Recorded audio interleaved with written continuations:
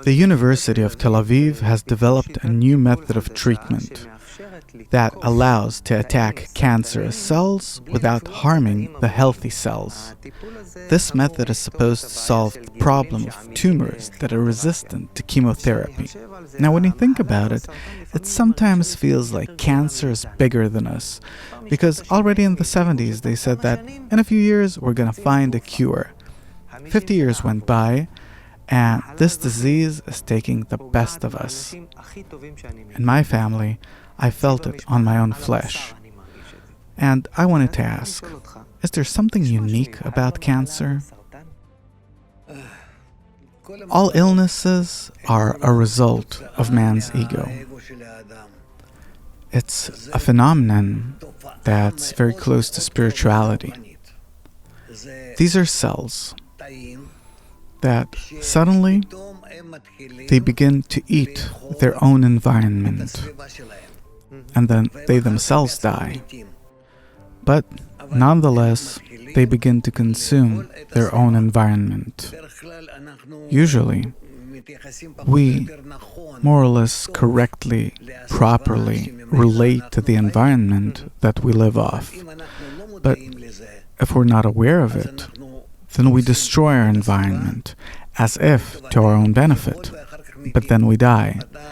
You see how it sometimes happens, even between countries, between people that are neighbors. Now you're talking about relations between people and countries. It's the same, like between cells. Yeah?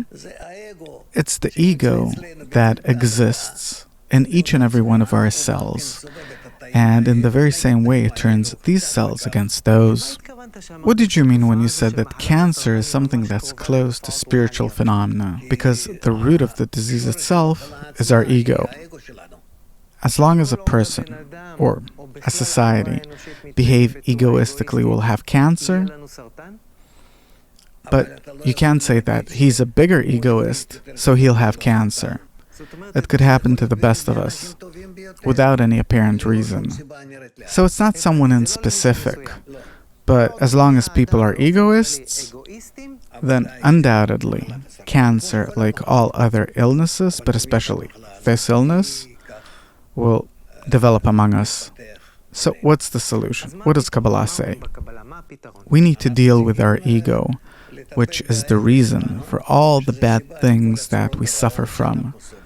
Whether these are illnesses, or our relations, or life altogether. Can there be a world without disease? Of course, the world can be heaven.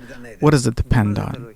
Only on our ego, whether we'll be able to deal with it, whether we'll be able to turn it for the better. A society or a world without illnesses is a world where people want to do good to each other? Yes. And as a result of wanting to do good to each other, all illnesses disappear, including cancer.